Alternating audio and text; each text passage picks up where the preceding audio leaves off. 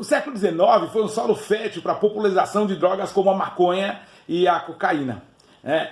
William Brooke, que era um médico inglês que participou do projeto da Companhia das Índias, ele conheceu o cannabis lá e ele começou a pesquisar várias questões ali, onde ele dizia que mais de 30 tipos de doença poderiam ser curados com o cannabis.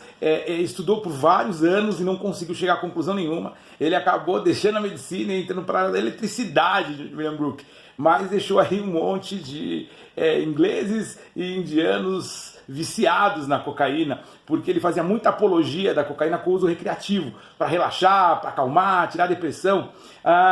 E era um negócio muito lucrativo, né? A Rainha Vitória, ela traficava ópio e dizem até que ela consumia também. O ópio também cresceu muito nessa época. E em 1862, Friedrich Schroff, estou aqui tentando ler aqui, decifrar o nome dele, Friedrich Schroff, ele foi o médico que criou pela primeira vez, desenvolveu a pasta base de cocaína. E ele fez remédio para dente de criança. Lembra, sabe o fumo chicória que passa na gengivinha de criança para acalmar? Pois é, em 1862 isso era feito com cocaína.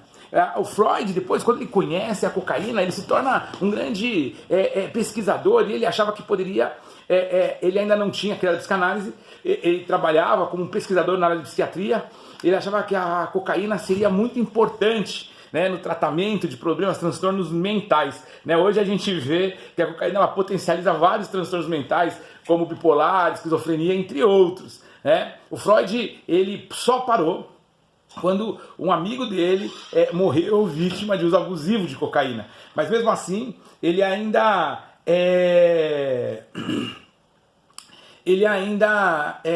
incentivou um médico, se não me engano, Steven Kohler, que depois ficou conhecido como Coca-Cola, a criar um colírio, à base de cocaína. É interessante só fazer um parênteses aqui, porque o que aconteceu há algum tempo atrás, na casa, no centro de acolhimento, socialização e apoio, foi que vários alunos estavam em tratamento, de repente eles tiveram uma recaída. E, assim, uma coisa coletiva. E a gente tentando entender e fazendo um estudo de caso sobre isso, a gente descobre que a gente tem uma parceria, com a universidade, e eles estavam fazendo tratamento dentário, e o uso de cocaína fez com que eles voltassem ao uso, tivessem a recaída. Então, foi muito popularizada a cocaína, muito mesmo. O Mariani, ele criou um vinho à base de cocaína, que é o pai da Coca-Cola. A Coca-Cola era feita no começo com cocaína também. Esse vinho foi tão popular, os papas tomavam. O Papa Leão XIII, ele deu um prêmio, condecorou o Mariani pela produção desse vinho. Enfim, e aí, no final do século XX, era tão popular e havia uma ideia de crescimento econômico ligado à cocaína. Só fazendo um parênteses aqui de novo. Hoje, se acontecer aí um processo onde consigam acabar com a produção e a venda de cocaína, pode haver uma grande crise econômica. Para ter uma ideia de como essa droga ela ainda tem um peso muito grande. Mas no final do século XIX, a produção de cocaína chegava a 6 toneladas ano. Então Peru, Colômbia eram países que produziam muito. A Holanda entrou nessa competição e, como os seus, são um dos maiores produtores de cocaína na ilha de Java. O começo do século XX veio aí com um monte de pessoas aí viciadas, com problemas de transtornos mentais, vítimas aí por conta da cocaína, o que fez em 1912 a ser realizada ali na Conferência do Ópio, que aí tornou a cocaína uma droga ilegal, a maconha também. O que é mais interessante é que, olha só, são quase 40 anos, 40, 50 anos de pesquisas, do século XIX, século XX, e nada foi provado de uma eficácia no uso medicinal dessas drogas. Pelo contrário, o que acontece hoje é que existem várias questões, crises sanitárias, saúde pública, por conta desse uso de drogas. Se você quiser informações aí sobre o que eu estou falando, tal, pode pesquisar. Tem um livro do professor Andrés Lopes Restrepo, que é a sonhos frustrados, ascensão e queda do comércio legal de cocaína nos países andinos. Você vai ter essas informações. Hoje ainda a produção chega a 1,5 toneladas anos de cocaína. O Brasil, ele é um país que ele é muito importante nisso. Por exemplo, hoje a gente vê que em outros países o consumo da cocaína, os Estados Unidos é o primeiro maior consumidor de cocaína do mundo e em segundo lugar está o Brasil.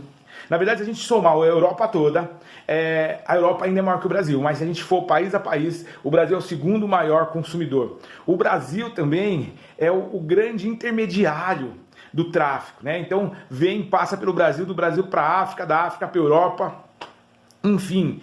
A grande questão é que hoje a gente está tendo de novo várias pessoas, um movimento muito grande de apologia ao uso medicinal, à liberação da maconha e outras drogas, sabe? Mas assim, a gente não olha para o passado, não vê o desastre que aconteceu no passado, e a gente não tem o critério de ter estudos que sejam realmente comprobatórios, sabe? Então é muito complicado. E quanto ao uso restritivo, ao uso recreativo, eu acho pior ainda, porque se a pessoa precisa se sedar, ela precisa, olha só, a cocaína, por exemplo, ela é estimulante do sistema nervoso central, a maconha é perturbadora. Se a pessoa precisa de usar substâncias perturbadoras do sistema nervoso central, estimulantes, ela precisa passar por delírios e fantasias para poder ter a vida menos miserável, significa que a vida dela é muito miserável. Sabe, então, o que eu acho que precisa, e é muito mais fácil para governos liberarem isso e deixar o povo miserável do que trazer qualidade de vida. Sabe? A Bíblia, ela não fala sobre drogas, ela fala sobre o álcool. Ela fala, olha, não vos embriagueis com vinho onde há confusão, mas enchei-vos do Espírito. Sabe? A espiritualidade. Cristo. Ele pode realmente, ele pode realmente não, ele é a única resposta, sabe? Ele é a única resposta. Jesus, ele falou, eu sou o caminho, a verdade e a vida. Sabe? Então não adianta a gente tentar manipular a verdade, achar que está tudo bem, pessoas se drogarem para serem felizes e relaxadas, não está tudo bem. Isso mostra a dimensão da miséria que nós vivemos. E até quando a gente vai preferir ser miserável para tentar viver uma liberdade que a gente não tem, ser escravo de uma liberdade que a gente não tem? Quando a gente pode entregar a nossa vida para Jesus. Entregar, a minha vida é tua, Senhor. Conhecer a verdade dele que liberta. E ser livre realmente. Pense nisso.